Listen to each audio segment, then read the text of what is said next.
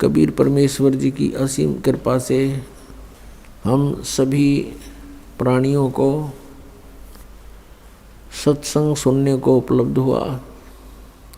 पुण्यात्माओं, सत्संग के अंदर ये जानकारी दी जाती है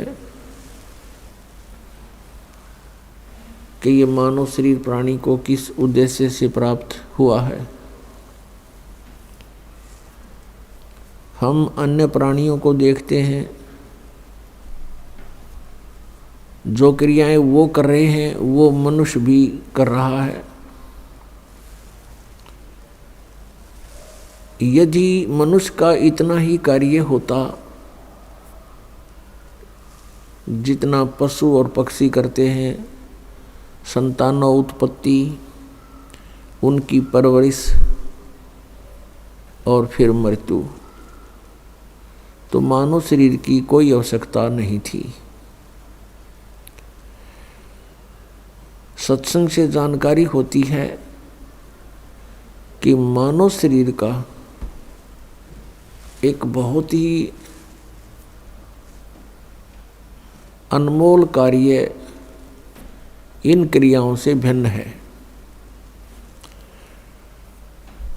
और ये दूसरे शब्दों में ये कहें कि मनुष्य जीवन का मूल कार्य ही अन्य है। वो कौन सा है? वो सत्संग से पता चलता है कि आत्म कल्याण करवाना ये मनुष्य जीवन का मुख्य उद्देश्य है। और इसी के लिए मनुष्य जीवन का एक सुअवसर प्राप्त होता है। इस सुअवसर को हम सत्संग के अभाव से, तत्वज्ञान न प्राप्त होने के कारण पशु पक्षियों जैसी क्रियाओं में ही व्यर्थ कर चले जाते हैं। और जिस दिन सत्संग प्राप्त होता है, सत्संग के वचन हमारे हृदय में पहुंचते हैं, आत्मा अज्ञान से जागकर ज्ञान ग्रहण करती है, उस समय इसको पिछले गए हुए समय का बहुत पश्चाताप होता है। पुण्यात्माओं, हम कहाँ रह रहे हैं, ये कैसा लोक है, और यहाँ जन्म मृत्यु हो रही है।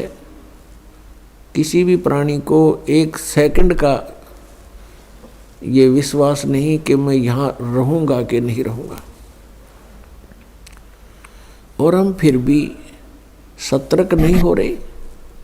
हमें हमारे अंदर डर नहीं रहा। इतना तो डर है कि मेरी मृत्यु ना हो जाए। अन्य की होती है तो कारण जानकर हम संतुष्ट हो जाते हैं कि कैसे मृत्यु हुई, रोगी था, अच्छा रोगी था। दूसरे की पता लगता है कैसे मृत्यु हुई, दुर्घटना हो गई, अच्छा दुर्घटना से हो गई। तो हमें ये चिंता नहीं बनती कि कभी ऐसा हमारे साथ भी होगा।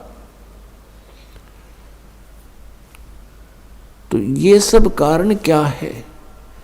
इसका एक कारण तो ये है कि इसका विकल्प का ज्ञान नहीं था हमें, कि ये तैसा सबके साथ होता है, होता रहेगा। इसका विकल्प क्या है, ये ज्ञान नहीं था। और ये ज्ञान होगा अब सत्संग से। और सत्संग विश्व में आकर के केवल परमात्मा ही फरमाते हैं। पूर्ण परमात्मा ही स्वयं आकर के सत्संग यानी तत्व ज्ञान प्रचार करते हैं। उस परमात्मा के अतिरिक्त जो भी सत्संग का नाम लेकर के वचन सुनाए जाते हैं वो सत्संग नहीं होता। वो जनता को मिसगाइड करना और सच्चाई से दूर रखना ही वो उन वचनों का कार्य होता है। जैसा कि आप जी कोई सत्संग सुनने को प्राप्त हुआ, और ये दास वो सत्संग सुनाता है जो परमात्मा ने आकर के स्वयं अपने मुख कमल से बोला था, जिसके विषय में श्रीमद् भगवत गीता अध्याय नंबर 4 के श्लोक नंबर 32 में कहा है कि अर्जुन, जो तूने अभी ज्ञान सुना, गीता जी अध्याय नंबर 4 के श्लोक नंबर 25 से लेकर 31 तक यज्ञों की जानकारी आपने सुनी। यज्ञ धार्मिक अनुष्ठानों की जानकारी। तो कोई किसी प्रकार से साधना करता है, कोई किसी प्रकार से कोई देवताओं की पूजा करता है, कोई केवल स्वाध्याय ही करता रहता है, कोई प्राणायाम करके ही संतुष्ट है, कोई अहिंसावादी तीक्ष्ण व्रत रखता है, जैसे मुंह पर पट्टी बांध कर नंगे पैरों घूमना। और ये सभी साधक अपनी अपनी क्रियाओं को पापनाशक जानते हैं। पापनाशक का अर्थ है परमात्मा प्राप्ति। जब जीव के पापनाश हो जाएंगे, यानी ये शुद्ध हो जाएगा, तो परमात्मा मिलेगा। तो कहने का भाव ये है कि चौथे अध्याय के 32वें श्लोक में जो बताया है कि सभी साधक अपनी अपनी साधनाओं को सत्य मानकर यानी पापनाशक जानते हैं। यदि इनको ये पता चल जाए कि साधना व्यर्थ है तो कोई भी ना करे, उनको तुरंत त्याग देगा। तो यहाँ चौथे अध्याय के 32वें श्लोक में बताया है कि जो 25 से लेकर 31 तक धार्मिक अनुष्ठानों की जो जानकारी है यज्ञों की, इस प्रकार के विस्तार के साथ धार्मिक अनुष्ठानों की जानकारी सच्चिदानंद घन ब्रह्म की वाणी में विस्तार के साथ कहे गए हैं। यहाँ चौथे अध्याय के 32वें श्लोक में श्रीमद् भगवद गीता में के मूल पाठ में लिखा है कि ब्रह्मणे मुखे। यह अनुवादकर्ताओं ने गड़बड़ कर दी, ब्रह्मणे मुखे का अर्थ कर दिया इन्होंने। ब्रह्मणे मुखे का अर्थ गलत कर दिया, वेद की वाणी कर दिया, जबकि इसका अर्थ बनता है सच्चिदानंद घन ब्रह्म की वाणी। ब्रह्मणे मुखे का अर्थ सच्चिदानंद घन ब्रह्म की वाणी बनता है। श्रीमद् भगवत गीता अध्याय नंबर 17 के श्लोक 23 में इन्हीं अनुवादकर्ताओं ने ब्रह्मणे का अर्थ किया है सच्चिदानंद घन ब्रह्म। वहाँ ठीक कर दिया, क्योंकि यहाँ विचलित हो गए। तो चौथे अध्याय के 32वें श्लोक में इस ब्रह्मणे मुखे का अर्थ जाने सच्चिदानंद घन ब्रह्म की वाणी में। यहाँ पर मुखे शब्द लिखा है, ब्रह्मणे मुखे। मुखे का अर्थ होता है जो वाणी परमात्मा ने स्वयं यहाँ धरती पर प्रकट होकर अपने मुख कमल से बोली है, वो है तत्व ज्ञान कबीर वाणी। उस कबीर वाणी में, यहाँ लिखना था, उस कबीर वाणी में विस्तार के साथ कहे गए हैं। और उनको जानने के बाद फिर तू सर्वथा कर्म बंधन से मुक्त हो जाएगा। तो सच्चिदानंद घन ब्रह्म ने स्वयं आकर के अपनी वाणी में जो ज्ञान दिया है वो ज्ञान है, शेष अज्ञान है। जैसे अभी तक हम अज्ञान आधार से सुना करते थे कि श्री ब्रह्मा जी, विष्णु जी, शिव जी ये अजरो अमर हैं, सर्वेश्वर हैं, इनके कोई माता पिता अर्थात जनक नहीं है। ये अज्ञान था, सत्संग नहीं था।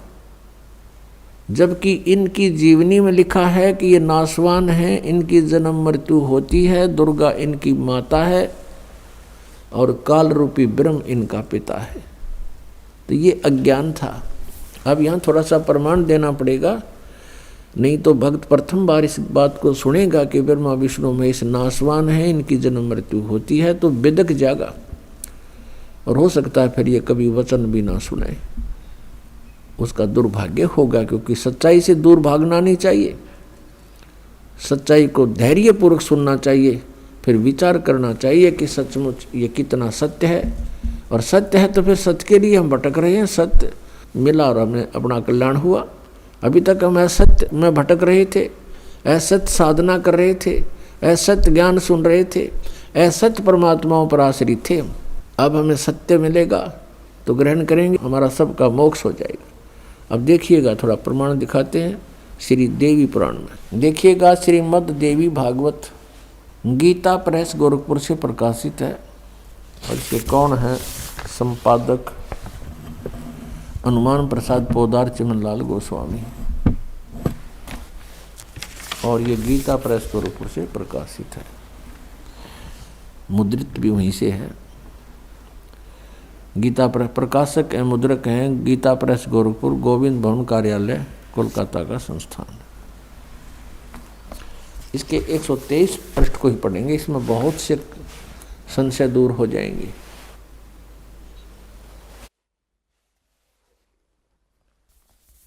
तीसरा स्कंद श्रीमद् देवी भागवत आप पढ़ रहे हैं, 123 पृष्ठ देखिएगा। तुम भगवान विष्णु जी अपनी माता दुर्गा के विषय में कह रहे हैं स्तुति करते हुए, तुम शुद्ध स्वरूपा हो, यह सारा संसार तुम से उद्भासित हो रहा है। मैं ब्रह्मा और शंकर हम सभी तुम्हारी कृपा से विद्यमान हैं। हमारा आविर्भाव माने जन्म और तिरोभाव माने मृत्यु हुआ करता है। हमारा जन्म और मृत्यु हुआ करता है। केवल तुम ही नित्य हो, जगत जननी हो, प्रकृति और सनातनी देवी हो। ओह, फिर यहाँ कहा है, ये स्पष्ट लिखा है आविर्भाव माने जन्म। भगवान विष्णु जी स्वीकार कर रहे हैं कि मैं ब्रह्मा और शंकर हम सभी का जन्म और मृत्यु हुआ करता है। केवल तुम ही नित्य हो यानी अविनाशी हो, जगत जननी हो, प्रकृति और सनातनी देवी हो। ये भी याद रखना कि प्रकृति दुर्गा के लिए ही कहा जाता है।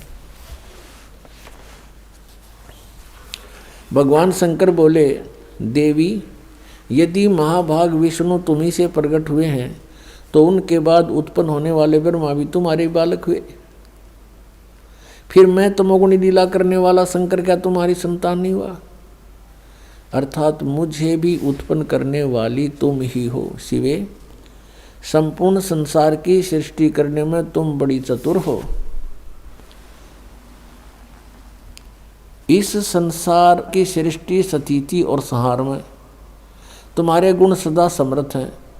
उन्हीं तीनों गुणों से उत्पन्न हम ब्रह्मा, विष्णु एवं शंकर नियमानुसार कार्य में तत्पर रहते हैं। पुण्यात्माओं, इस श्रीमद् देवी भागवत यानी देवी पुराण ने चंद पंक्तियों में ये 5 कंसेप्ट क्लियर कर दिए। नंबर 1, ब्रह्मा विष्णु महेश नाशवान है, इनकी जन्म मृत्यु होती है, ये इनकी जीवनी में लिखा है। और नंबर 2, प्रकृति दुर्गा को कहते हैं। नंबर 3, दुर्गा इन ब्रह्मा विष्णु महेश की माता है। और नंबर 4, ये कहते हैं हम तो केवल नियमित कार्य ही कर सकते हैं, यानी जिसके संस्कार में दुख या सुख जैसा है उसको एज इट इज दे सकते हैं, उसमें हम कोई परिवर्तन नहीं कर सकते। और 5वां ये हो गया कि रजगुण ब्रह्मा, सतगुण विष्णु, तमगुण शिव जी है, कि इन तीनों गुणों से उत्पन्न हम। तो पुण्यात्माओं, अभी तक जो ये ज्ञान दिया करते थे वो दंत कथा थी, अज्ञान था, वो सत्संग नहीं था। और आज तक पवित्र हिंदू धर्म के जो गुरु मार्गदर्शक माने जाते थे, ऋषि महर्षि मंडलेश्वर, वो अपने सदग्रंथों से भी परिचित नहीं थे। विचारणीय विषय है कि एक अध्यापक विद्यार्थियों को आउट ऑफ सिलेबस पढ़ाता है, पाठ्यक्रम से अलग ज्ञान देता है, वो उनका मित्र नहीं शत्रु है। तो आज तक जितने भी हमारे पवित्र हिंदू धर्म के जो मार्गदर्शक थे वे टीचर कहलाते थे, लेकिन वो टीचर नहीं थे, वो महाअज्ञानी थे। उन्होंने अपने सदग्रंथों को अर्थात पाठ्यक्रम की पुस्तकों को भी नहीं ढंग से पढ़ा, नहीं समझा, एक लोक वेद बना के पूरे मानव समाज को भ्रमित कर दिया। श्रीमद् भगवत गीता लगभग 5500 वर्ष पूर्व श्री वेद व्यास जी द्वारा लिपिबद्ध की गई थी और श्री कृष्ण जी के शरीर में प्रवेश करके ब्रह्म ने सरपुरुष ने अर्थात काल भगवान ने यह बोली थी। इस दास को परमात्मा कबीर देव जी ने दिव्य दृष्टि दी यानी ज्ञान दृष्टि दी। उसके बाद इसका यथार्थ अनुवाद हुआ। इससे पूर्व, इस दास से पूर्व जितने भी आज तक अनुवाद करता है गीता जी के, उन्होंने अर्थों के अनर्थ कर डाले।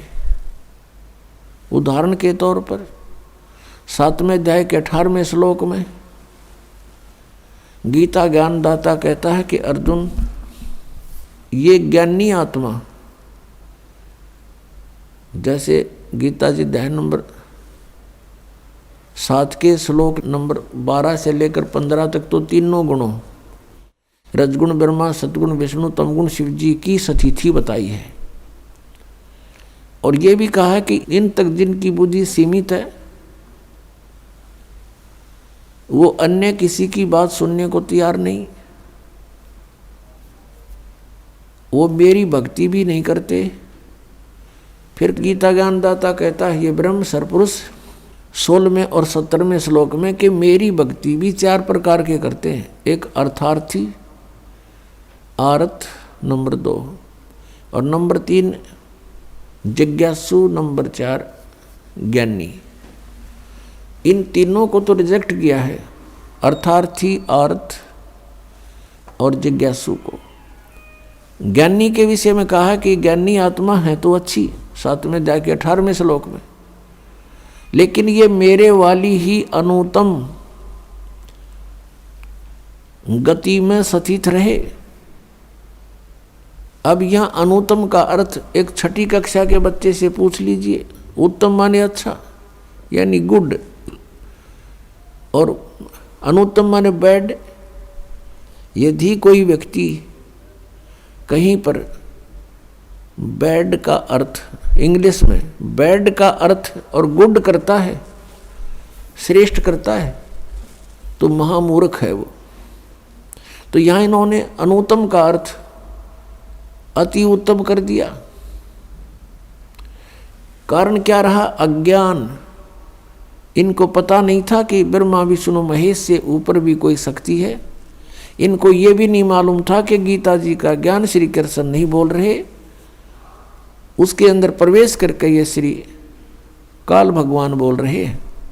जो गीता जी अध्याय नंबर 11 के श्लोक नंबर 32 में कहता है कि अर्जुन मैं काल हूँ, सबको खाने के लिए आया हूँ, अब प्रवृत्त हुआ हूँ, और तू युद्ध ना करेगा तो भी मारूंगा इनको।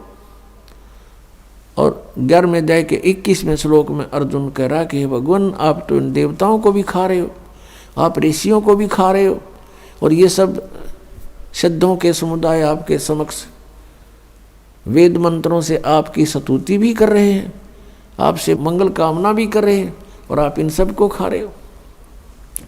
तब इसने 11वें अध्याय के 32वें श्लोक में कहा कि अर्जुन मैं काल हूँ और अब प्रवृत्त हुआ हूँ, अब आया हूँ मैं, अब प्रकट हुआ हूँ। नहीं, श्री कृष्ण जी तो अर्जुन के साथ पहले से ही रहते थे, संबंधी थे उसके। और अर्जुन फिर ये पूछ रहा है कि हे महानुभाव तुम कौन हो? मैं आपको नहीं जानता। एक रिश्तेदार ने नहीं जाने, कोई बात हुई है? तो उस समय श्री कृष्ण नहीं, श्री कृष्ण से बाहर निकल कर वो काल अपना स्वरूप दिखा रहा था कि अर्जुन ये है मेरा विराट रूप। और इससे पहले किसी ने इसको नहीं देखा था तेरे अतिरिक्त। और श्री कृष्ण जी तो अपना विराट रूप पांडवों की सभा में पहले दिखा चुके थे। तो ये शब्द भी श्री कृष्ण जी नहीं बोलते अगर वो गीता ज्ञान दे रहे होते कि तेरे से अतिरिक्त पहले मेरा ये विराट रूप किसी ने नहीं देखा था। वो विराट रूप श्री कृष्ण जी के सत्र का था। श्री कृष्ण जी विष्णु अवतार हैं। विष्णु जी केवल 16 कला के भगवान हैं, और ये काल ब्रह्म 1000 कला का भगवान है।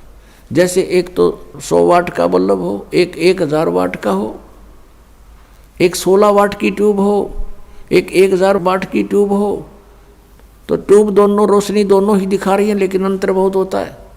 ऐसे ही इनके विराट रूप में अंतर था। तो ऐसे ही गीता जी का ज्ञान, इनको नहीं मालूम था कि गीता जी का ज्ञान किसने बोला। इनकी बुद्धि श्री कृष्ण से ऊपर उठी नहीं। श्री कृष्ण जी को सर्वेश्वर महेश्वर मानकर श्री गीता जी के ज्ञान का अज्ञान कर डाला। तो गीता जी अध्याय नंबर 7 के श्लोक नंबर 18 में गीता ज्ञानदाता ये काल कह रहा है कि अर्जुन, ये सभी ज्ञानी आत्माएं हैं तो नेक उद्धार, ये परमात्मा पाने के लिए अपना सर्वस्व न्यौछावर किए हुए हैं, लेकिन ये मेरे वाली घटिया अनुत्तम गति में ही स्थित हैं। अपने आत्माओं, अब ब्रह्म की साधना को, यानी काल अपनी साधना को अनुत्तम क्यों कहा? अब यहां विचार करो। श्रीमद् भगवत गीता ज्ञानदाता गीता अध्याय नंबर 4 के श्लोक नंबर 5 और 9 में, गीता अध्याय नंबर 2 के श्लोक नंबर 12 में, गीता अध्याय नंबर 10 के श्लोक नंबर 2 में ये स्पष्ट करता है कि अर्जुन, तेरे और मेरे बहुत जन्म हो चुके। तू नहीं जानता, मैं जानता हूं। मेरे जन्म और कर्म अलौकिक हैं। फिर गीता ज्ञानदाता स्वयं कहता है कि अर्जुन, 8वें अध्याय के 13वें श्लोक में, कि मेरी भक्ति कर। और मेरी भक्ति का जो मंत्र है श्रीमद् भगवद गीता अध्याय नंबर 8 के श्लोक नंबर 5 और 7 में और 13 में, अध्याय 8 के 13 में, ये इसका निष्कर्ष समझो ऐसा है कि गीता ज्ञानदाता कहता कि अर्जुन, तू मेरी भक्ति कर, युद्ध भी कर और मुझे प्राप्त होगा। और मेरे पाने का मंत्र है 8वें अध्याय के 13वें श्लोक में स्पष्ट किया है, ओम इति एकाक्षरम ब्रह्म व्यवहारण माम अनुस्मरण ये परियाति तदन देहम स याति परमाम गतिम। मुझ ब्रह्म का केवल एक ओम मंत्र है, नथिंग एल्स। यह एक ओम मंत्र है और अंतिम श्वास तक सिमरण करता हुआ जो शरीर त्याग कर जाता है, उच्चारण करके श्रवण करता हुआ शरीर छोड़कर जाता है, तो मेरे वाली परम गति को प्राप्त होता है। अब ओम के नाम से जो गति होनी है वो क्या है? क्या मोक्ष होगा? कितना मोक्ष होगा? कि ब्रह्मलोक प्राप्ति होगी। 8वें अध्याय के 16वें श्लोक में गीता जी में लिखा है कि अर्जुन, ब्रह्मलोक पर्यंत सभी प्राणी पुनरावृत्ति में है। पुनरावृत्ति का अर्थ है वहां गए हुए प्राणी भी पुनर्जन्म को प्राप्त होते हैं, पूर्ण मोक्ष नहीं होता। और यह अनुवादकर्ताओं ने 8वें अध्याय के 16वें श्लोक में अनुवाद गलत कर दिया। इन्होंने कर दिया कि मुझे प्राप्त प्राणी का पुनर्जन्म नहीं होता। इसका अर्थ ये बनता है कि जो ये विद्यते माने विद्य धातु है, ये विद्य माने जानना भी होता है, कि जो ये नहीं जानते कि मुझे प्राप्त प्राणी का पुनर्जन्म होता है, तो वो मेरी साधना करके ब्रह्मलोक में जाने से भी पुनरावृत्ति को ही प्राप्त होते हैं, ब्रह्मलोक प्राप्त करते हैं और वहाँ से भी फिर जन्म मृत्यु में ही रहते। यदि यहाँ इनके अनुवाद को सही माने गीता अनुवादकर्ताओं का कि मुझे प्राप्त प्राणी का, गीता ज्ञानदाता कह रहा है कि मुझे प्राप्त प्राणी का पुनर्जन्म नहीं होता। ये गीता जी अध्याय नंबर 4 के श्लोक 5, 9, गीता अध्याय नंबर 2 का श्लोक 12 और गीता अध्याय नंबर 10 का श्लोक 2 ये झूठे हो जाते हैं। कि ये कहता है मेरे भी जन्म मृत्यु होते, साधक के भी, यानी तू मेरा साधक है तो तेरे भी जन्म मृत्यु होंगे अर्जुन। तो यहाँ इन्होंने अर्थों के अनर्थ कर डाले। अब गीता जी अध्याय नंबर 17 के श्लोक नंबर 23 में कहा कि ओम तत्सत इति निर्देश है ब्रह्मण त्रिविध समर्थ है। ब्रह्मण माने सच्चिदानंद गण ब्रह्म का 3 मंत्र के ओम तत्सत मंत्र की साधना का निर्देश है, नथिंग एल्स। और कोई मंत्र नहीं उस परमात्मा के पाने का, यानी पूर्ण मोक्ष कराने का।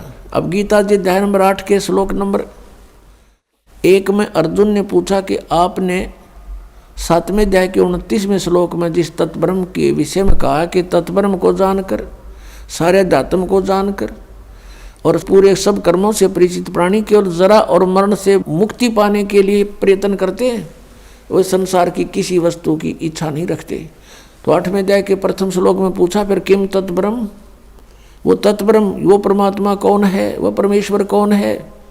8वें अध्याय के तीसरे श्लोक में गीता ज्ञानदाता ने कहा कि वो परम अक्षर ब्रह्म है, यानी गीता ज्ञानदाता से कोई अन्य है वो।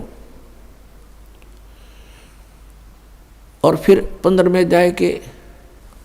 अध्याय के 1 से लेकर 4वें श्लोक में और 18वें अध्याय के 62वें श्लोक में गीता ज्ञानदाता अपने से अन्य किसी परम अक्षर ब्रह्म यानी सर्वशक्तिमान की शरण में जाने को कह रहा है। उसकी कृपा से ही तू परम शांति को और सनातन परम धाम को प्राप्त होगा। 18वें अध्याय के 62वें श्लोक में। और गीता जी अध्याय नंबर 15 के श्लोक 1 से 4 का निष्कर्ष है कि उल्टा लटका हुआ संसार रूपी वृक्ष है और इसके सभी पार्ट्स को, सभी भागों को जो व्यक्ति जानता है, स वेदवित, वो वेद के तात्पर्य को जानने वाला है, अर्थात वो तत्वदर्शी संत है। गीता जी अध्याय नंबर 4 के श्लोक नंबर 32 में आपने अभी सुना, उसमें कहा कि जो अभी तक आपको ज्ञान बताया मैंने, चौथे अध्याय के 25 से लेकर 31 तक मंत्रों में, कोई ऐसी साधना करता है, कोई ऐसे यज्ञ करता है, कोई ऐसे यज्ञ माने धार्मिक अनुष्ठान करता है, उनसे हटकर चौथे अध्याय के 32वें श्लोक में कहा कि इस प्रकार की बहुत से विस्तार के साथ यज्ञों की जानकारी, धार्मिक अनुष्ठानों की जानकारी सच्चिदानंद घन ब्रह्म यानी ब्रह्मणे मुखे, वो सच्चिदानंद घन ब्रह्म की वाणी में लिखा है और वो तत्व ज्ञान है। चौथे अध्याय के 34वें श्लोक में कहा कि उस ज्ञान को तू तत्वदर्शी संतों के पास जाकर समझ, उनको दंडवत प्रणाम करने से, कपट छोड़कर प्रसन्न करने से वो तत्वदर्शी संत तुझे परमात्म तत्व का ज्ञान कराएंगे, उस तत्व ज्ञान से परिचित कराएंगे। तो यहाँ 15वें अध्याय के 1 से लेकर 4 में तत्वदर्शी संत की पहचान बताई है। वो कैसा होगा? ऊर्ध्व मूलम अधः शाखम अश्वत्थम प्राहु अव्यम छंदासी यस्य प्रणानी ये तम वेद स वेदवित। ऊपर को जड़ वाला, नीचे को तीनों गुण रूपी शाखा वाला, ये एक अविनाशी पीपल का वृक्ष तुल जानो, इस संसार रूपी वृक्ष समझो, और इसके पत्ते आदि सभी विभाग हैं, छंद हैं, और यह तम वेद इस अज्ञान में छुपे हुए इस संसार रूपी वृक्ष के सभी विभागों को जो जानता है, स वेदवित, वह तत्वदर्शी संत है, वह वेद के तात्पर्य को जानने वाला है। 15वें अध्याय के 1 से लेकर 4 का जो तात्पर्य है श्लोक का, कि वो तत्वदर्शी संत है और इस संसार रूपी वृक्ष की ऊपर को जड़ है, नीचे को तीनों गुण रूपी शाखा है। रजगुण ब्रह्मा, सदगुण विष्णु, तमगुण शिव जी तो शाखा है। गीता ज्ञानदाता कहता है कि इसके बारे में तत्वदर्शी संत बताएंगे। उसने केवल इतना ही कहकर छोड़ दिया है। फिर कहा कि तत्वदर्शी संत की प्राप्ति के उपरांत परमेश्वर के उस परम पद की खोज करनी चाहिए। 15वें अध्याय के 4 श्लोक में परमेश्वर के उस परम पद की खोज करनी चाहिए, जहां जाने के बाद साधक फिर लौटकर कभी संसार में नहीं आते। ये है वो वास्तव परम गति, ये है वो पूर्ण मोक्ष जो परम अक्षर ब्रह्म दे सकता है। ये ब्रह्म नहीं दे सकता, ये काल नहीं दे सकता, गीता ज्ञानदाता नहीं दे सकता। और जब तक जन्म मृत्यु समाप्त नहीं होगी तो सुख शांति नहीं हो सकती। इसलिए गीता जी अध्याय नंबर 18 के श्लोक 62 में कहा कि अर्जुन तू सर्वभाव से उस परमेश्वर की शरण में जा, और उस परमेश्वर की कृपा से ही तू परम शांति को और शाश्वतम स्थानम यानी सनातन परम धाम को प्राप्त होगा। वो है वो परम पद, जहाँ जाने के बाद कभी लौटकर संसार में नहीं आते। वो सत्यलोक है, शाश्वत स्थान, सदा रहने वाला स्थान यानी सत्यलोक। हम फिर लौट कर आते हैं 7वें अध्याय के 18वें श्लोक पर। गीता जी अध्याय नंबर 8 के श्लोक नंबर अब 1 में अर्जुन ने पूछा कि किम तत्ब्रह्म, उसका उत्तर दिया 3 श्लोक में 8वें अध्याय के में कि वो परम अक्षर ब्रह्म है। 8वें अध्याय के 5 और साथ में तो गीता ज्ञानदाता कहता है मेरी भक्ति कर मुझे प्राप्त होगा, लेकिन युद्ध करना ही पड़ेगा। यानी यहाँ शांति नहीं, ओम से शांति कभी नहीं हो सकती। ओम के जाप से जन्म मृत्यु सदा रहेगी और कर्म ये युद्ध करना ही पड़ेगा। फिर 8वें अध्याय के 8, 9, 10 में ये स्पष्ट किया है कि 17वें अध्याय के 23वें श्लोक में तो वो मंत्र बताया जिससे भगवान सच्चिदानंद घन ब्रह्म मिलेगा, उसकी प्राप्ति होगी। और उसकी प्राप्ति के बाद फिर जन्म मृत्यु कभी नहीं होता, सनातन परम धाम प्राप्त होगा। तो यहां बताया कि उसकी भक्ति जो करता है, तत्वदर्शी संत की खोज करके, तत्वदर्शी संत से ये उपदेश प्राप्त करके, ओम तत्सत का, ओम तत्सत ये जाप नहीं है। ओम तो सीधा सरपुरुष का, ब्रह्म का, और तत् और सत ये सांकेतिक है। तत् है ये अक्षर पुरुष का और सत है ये परम अक्षर ब्रह्म का, परम अक्षर पुरुष का, जो 8वें अध्याय के 3रे श्लोक में जिसके विषय में जानकारी दी। श्रीमद् भगवद गीता अध्याय नंबर 15 के श्लोक नंबर 16 और 17 में 3 पुरुष हैं, सरपुरुष अक्षर पुरुष। 16वें श्लोक में कहा कि सरपुरुष और अक्षर पुरुष ये 2 प्रकार के प्रभु हैं, परमात्मा हैं।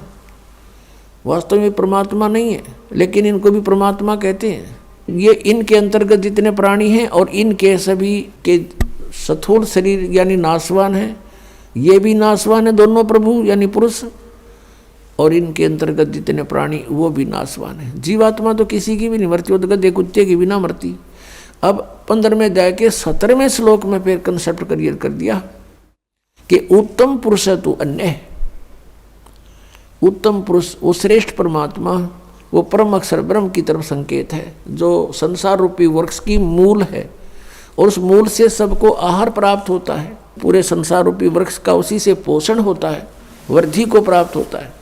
तो 15वें अध्याय के 17वें श्लोक में गीता ज्ञानदाता कह रहा है कि वो उत्तम पुरुष है तो अन्य, और परमात्मा इति उदाहरते, जिसको परमात्मा कहा जाता है। और वो उत्तम पुरुष श्रेष्ठ परमात्मा तो कोई और है 16वें श्लोक में वर्णित। इन दोनों सरपुरुष और अक्षर पुरुष से कोई और है। वो कौन है? वो परम अक्षर पुरुष है। परम अक्षर ब्रह्म कहो, परम अक्षर पुरुष कहो, उसको पूर्ण ब्रह्म कहो, या उसको सत्य पुरुष कहो। सत्य माने अविनाशी, पुरुष माने प्रभु। और वही यह लोक चरम आविश्य विवर्ती, वही तीनों लोकों में प्रवेश करके सबका धारण पोषण करता है। अवय ईश्वर है, वो है वास्तव में अविनाशी परमेश्वर, वो है वास्तव में अविनाशी परमेश्वर। अब 8वें अध्याय के 8, 9, 10 श्लोक में स्पष्ट किया है कि अर्जुन जो उस परम अक्षर ब्रह्म की साधना करता है, जो 8वें अध्याय के 3रे श्लोक में गीता ज्ञानदाता जिसके विषय में बता रहा है, उसकी जो भक्ति करता है उस मंत्र से, जो तत्वदर्शी संत से प्राप्त करके, वो फिर उसी को प्राप्त होता है। उसको प्राप्त होता है तो वो अविनाशी परमात्मा है, वो तो सतलोक में रहता है, सनातन परम धाम में रहता है। तो इस प्रकार जीव का मोक्ष होता है। अब हमारी पवित्र श्रीमद् भगवद गीता ये ज्ञान दे रहा है, और गीता ज्ञानदाता अपनी साधना को अनुत्तम बता रहा है, और ये अज्ञान आधार से अनुवाद करता हमारे गुरु, पूर्व के गुरु जो थे अज्ञानी, इन्होंने अनुत्तम का अर्थ ही अति उत्तम कर डाला 7वें अध्याय के 18वें श्लोक में और 7वें अध्याय के 24वें श्लोक में। इन अनर्थ कर डाले। 18वें अध्याय के 66वें श्लोक में गीता ज्ञानदाता कहता है कि सर्वधर्मान परित्यज माम, मेरे सतर की जितनी भी धार्मिक क्रियाएं हैं, अनुष्ठान हैं, वो मुझ में त्याग दे, यानी मुझे सौंप दे। जैसे ओम तत् सत में 3 मंत्र है। ओम तत् ये सांकेतिक है, सत भी सांकेतिक है। ओम तो ब्रह्म का है। कहते मेरे सतर की जितनी पूजाएं तूने की हैं वो मुझे दे दे, और उसके पश्चात उस परमेश्वर की एकम शरणम व्रज, एकम जिसके बराबर दूसरा ना हो, अद्वितीय सर्वशक्तिमान यानी परम अक्षर ब्रह्म, उसकी शरण में व्रज माने जाना होता है। इन अज्ञानियों ने सब ने व्रज माने आना कर रखे, आ जा मेरी शरण में आ जा।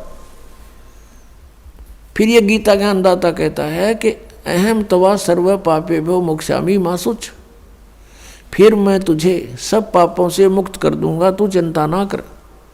हम क्या करते रहे, जैसे तत्व ज्ञान के अभाव से परम संत मिले नहीं, ओम नाम का जाप और गीता जी अध्याय नंबर 3 के श्लोक नंबर 10 से लेकर 15 में जो अनुष्ठानों की जानकारी दी है, यज्ञों की,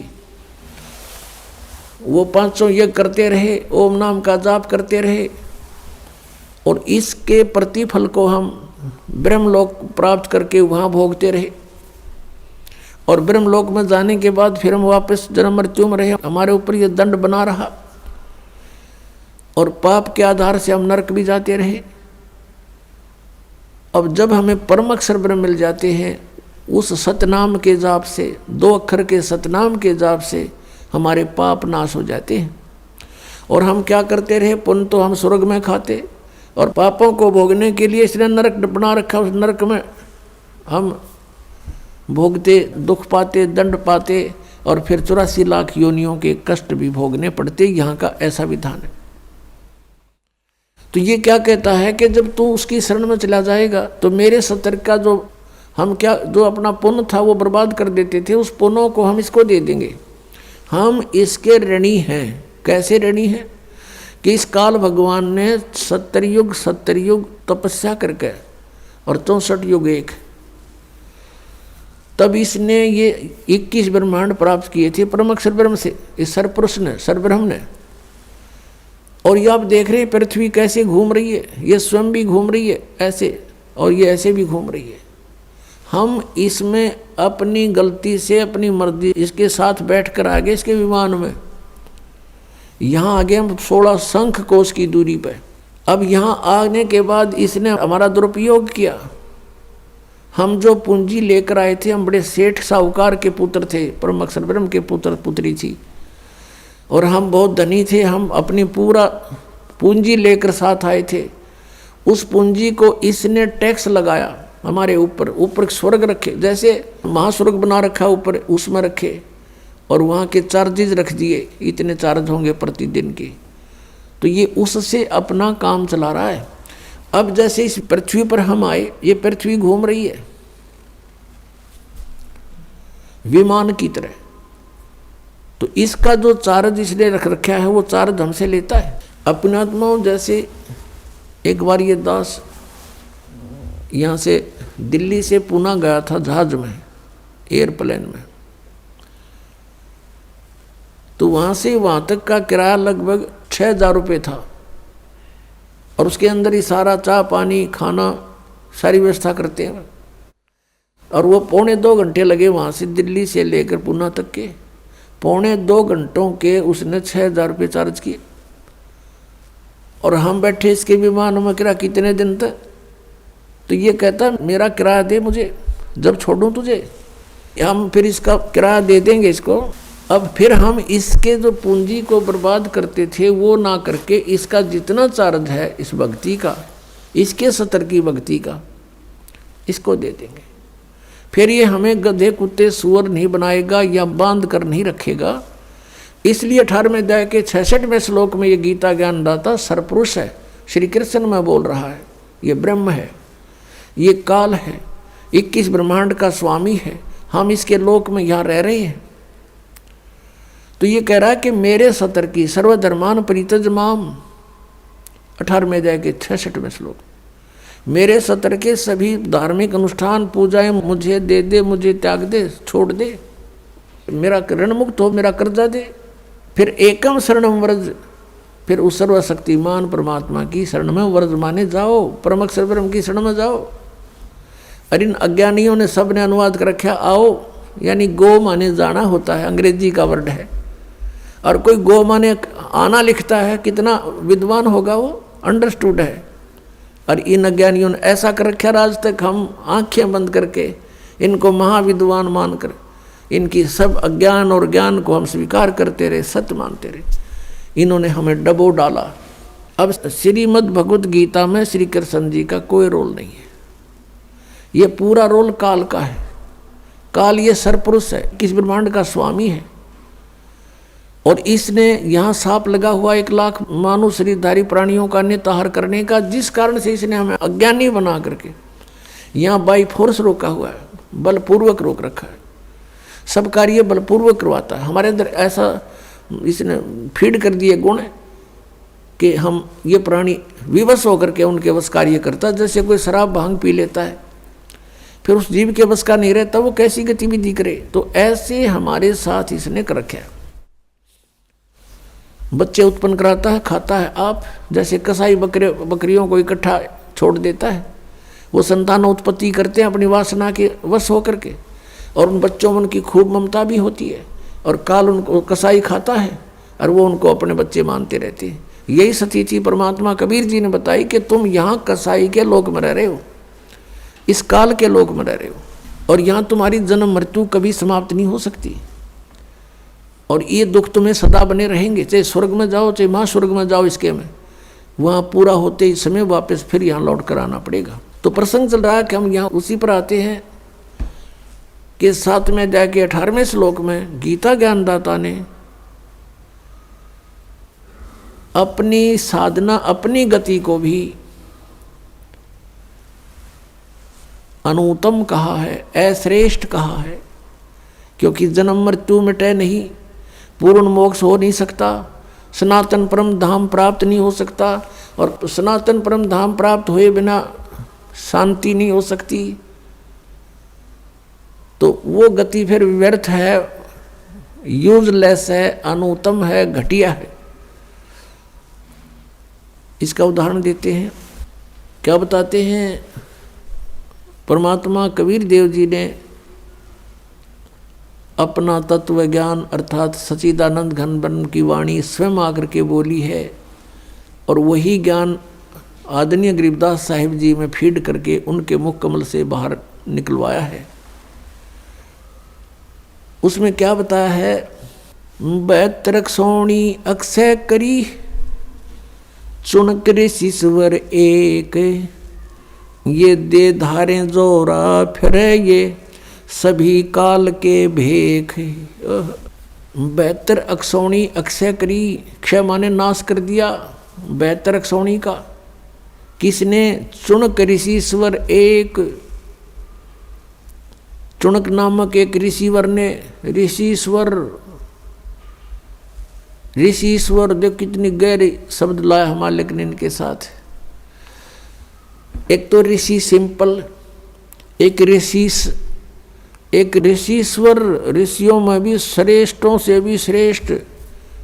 उस ऋषि के ये लक्षण हैं क्या? कि 72 अक्षौणी मानदाता चक्रवर्ती राजा की 72 अक्षौणी का नाश कर दिया, खा गया। अक्षय करी 72 अक्षौणी अक्षय करी, चुनक ऋषिश्वर एक, ये दे धारे जोरा फिरे, ये सभी काल के बेख। दे धारे जोरा, जोरा माने मौत है। जिनको तुम ऋषि महर्षि मानते थे, परमात्मा कहते हैं, और जो ब्रह्म तक के पुजारी थे, ईश्वर पुरुष के पुजारी थे, ओम नाम का जाप करते थे, वेदों अनुसार वो कहते हैं हम साधना करते हैं, वो काल तक के पुजारी हैं, ब्रह्म तक के पुजारी हैं, काल के भेख हैं, यानी काल के उपासक हैं। भेख होता है उपासक समूह, उसमें से ये एक है। कहते हैं या दे धारे जोरा फिरे, तुम ऋषि समझो, ये तो एटम बम फिरे हैं शरीरदारी, ये मौत फिरे चलती फिरती, जरा सा कोई कह दे उसमें फूक दे, ऐसी सिद्धियों से युक्त हैं ये, और तुम ऋषि, मैं ऋषि मानते हो उनको। तो यहाँ बताए हैं कि इस काल के पुजारी, इसलिए ये अनुत्तम है ये साधना कि 72 अक्षौणी अक्षय करी, चुनक ऋषिश्वर एक, और ये दे धारे जोरा फिरे, तुम ऋषि को हो, ये तब मौत आंड है या मौत भटक रही है, तुम्हें जरा सा छेड़ दिया, इसके प्रतिकूल कार्य थोड़ा सा भी कर दिया, वचन से ही तुम्हें भस्म कर दे, और ये सभी काल के भेख है। दुर्वासा को पेतहा समझ न आई नीचे,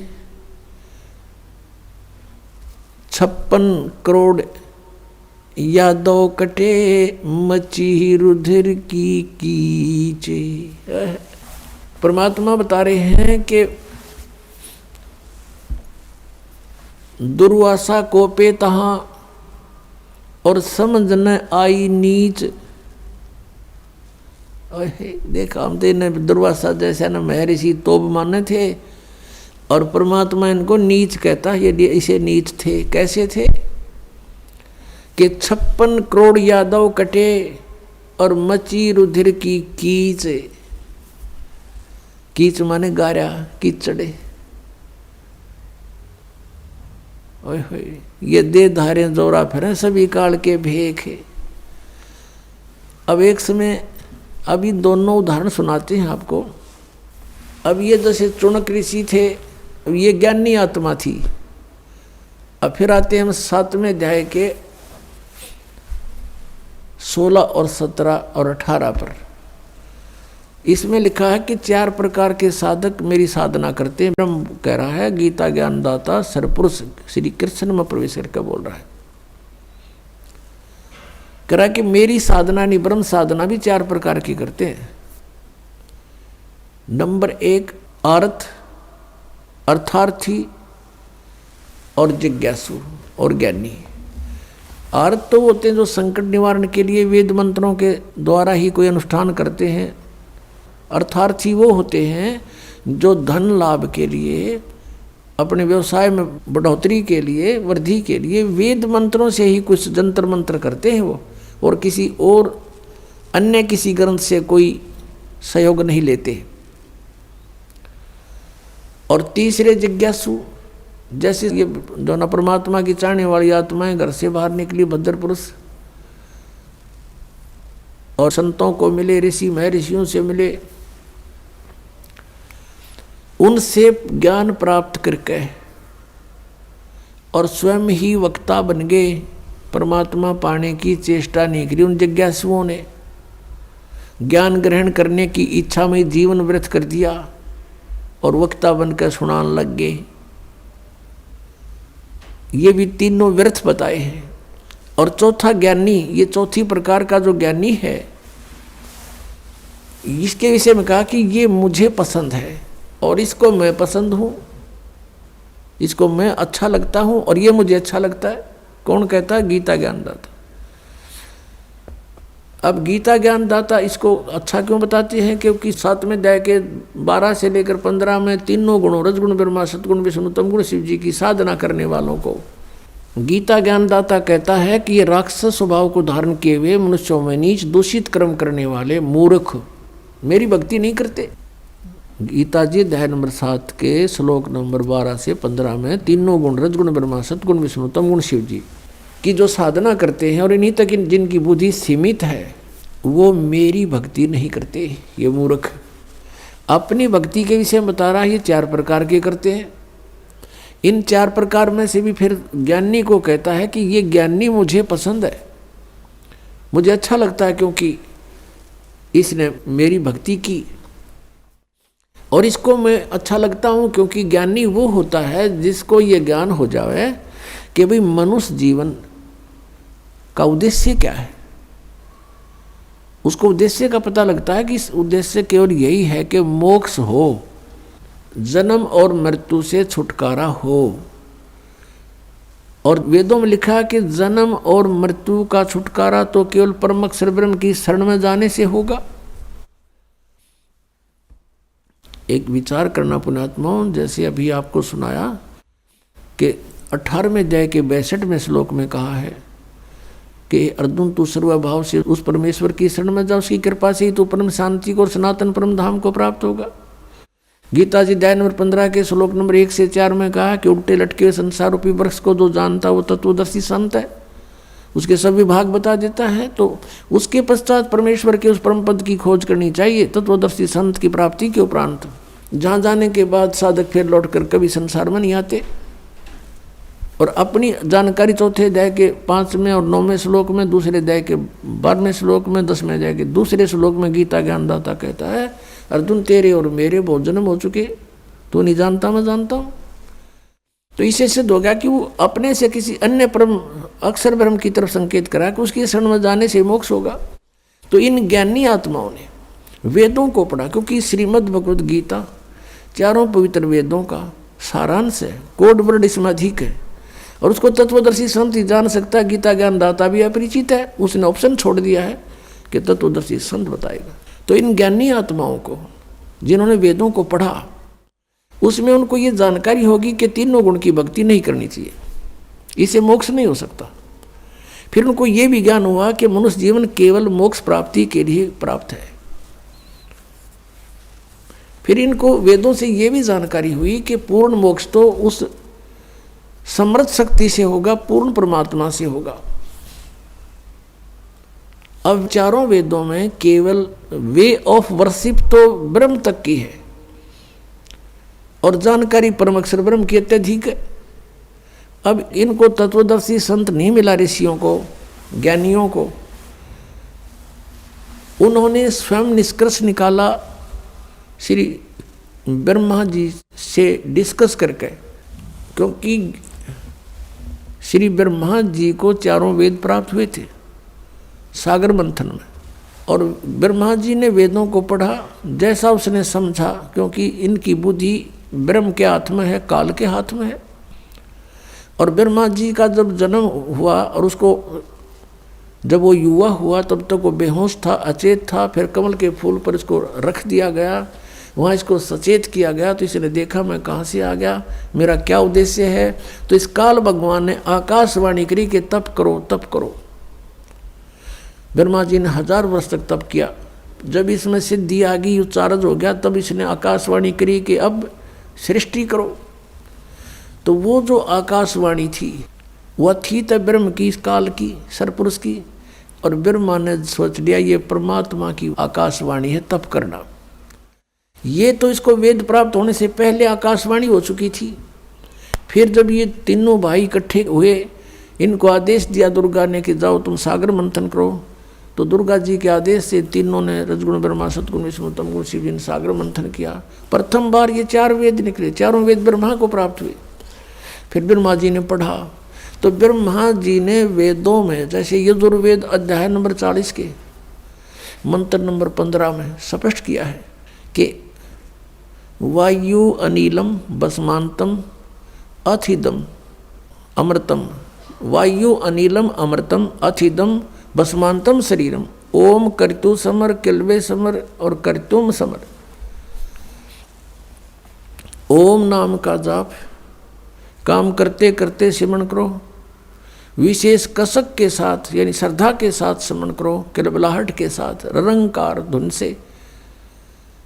यानी एक ऐसी ररंकार धुन, ये नहीं ये नाम देते हैं 5 नाम, उनमें नहीं। ररंकार का अर्थ है जैसे मरता हुआ आदमी अपनी जीवन याचना करता है, ऐसे इस मंत्र में श्रद्धा रखे जो भी जाप करे।